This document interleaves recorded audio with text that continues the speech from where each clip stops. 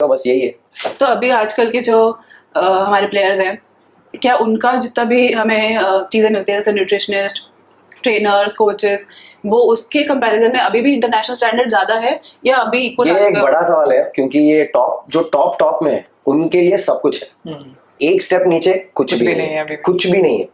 अगर आप टॉप के लेवल पे हो, टॉप 25 में हो, टॉप 20 में हो, आपको सब कुछ है, जरूरत से ज्यादा है सब कुछ, और आप अफोर्ड भी कर सकते हो, फिर भी आपको फंडिंग है, आपको सब सपोर्ट है, which is the irony of this situation.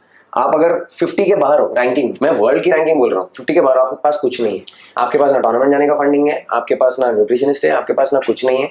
और badminton is not a very rich sport. आपको प्राइज मनी से, आप अगर 50 में हो और आप अच्छा खेल रहे हो, प्राइज मनी बना रहे हो, आपको अफोर्ड करने के लिए उतना नहीं है सबको अफोर्ड करने के लिए।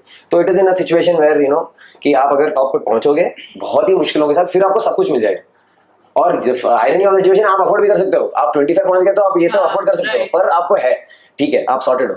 पर ये जो 50 के बाहर है या जस्ट अपकमिंग है, उनको कुछ नहीं है, उनको स्ट्रगल है, बहुत ही struggle. And then you have to play 17 tournaments in a year. वो सब अपना फंडिंग ले करके आप एक वही समझ लो कि आप 15 to 20 टूर्नामेंट खेलना है आपको 30 to 35 लाख हो जाएंगे only for your accommodation and flight and your daily expenses. मतलब जो अफोर्ड कर सकता है उसके लिए सब कुछ है, हाँ। जो अफोर्ड नहीं कर पा रहा उसके लिए कुछ नहीं है। सो ये सिचुएशन को हम handle, we have to do it better, हमको हैंडल करना पड़ेगा। और स्पॉन्सर्स जैसे थोड़ा सा, जो बच्चे अच्छे टैलेंटेड है ना, वो थोड़े से वहीं पे उनका ना ब्रेकडाउन हो जाता है, क्योंकि उन्हें लगता है कि आगे पुश कैसे करूं, मेरा ही 35 लाख हो जाएगा, प्लस मेरे कोच को ले जाऊं या ट्रेनर को ले जाऊं या फिजियो को ले जाऊं। इमेजिन पूरा एक टीम को फंड कैसे कर सकते हैं। ये फ्लाइट बहुत सारे लड़कों और लड़कियों में है कि 18 to 22, 23 these are like the crucial years, मतलब क्रूशियल ईयर्स, जो आप अंडर 15, अंडर 19 से निकलते हो, आपको ज्यादा स्पॉन्सर्स नहीं है, आप अगर एक्सट्रीमली ब्राइट हो, मतलब आप जीत रहे हो 19 पे 18 पे, आप सीनियर टूर्नामेंट जीत रहे हो, आप बहुत ज्यादा ब्राइट, तो आपको सब कुछ है, नो वरीज, आपको देख लेंगे। पर आप अगर थोड़ा एक स्टेप नीचे हो, फिर आपको बहुत ही मेहनत है, मतलब, और आप सोच रहे हो कि मैं कंटिन्यू करूं कि नहीं, क्या करूं मैं इधर। तो it is a situation where that is the tough part.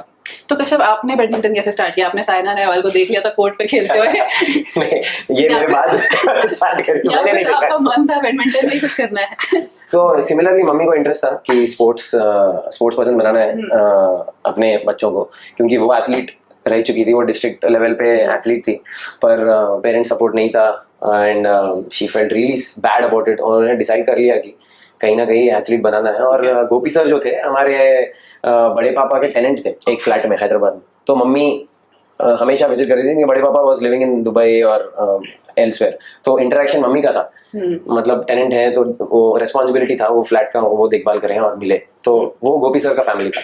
तो तब मालूम हुआ कि गोपी सर नेशनल चैंपियन है, और मैं एक बार घर जाता था तो वो इंटरेस्ट लग गया, इनके मेडल्स ट्रॉफीज देख के, तो मम्मी को इंटरेस्ट लग गया, मेनली मम्मी को लग गया, और उन्होंने समर कैंप ज्वाइन किया। फिर उसके बाद इंटरेस्ट तो लगा ही था, पर मेनली मम्मी का इंटरेस्ट था।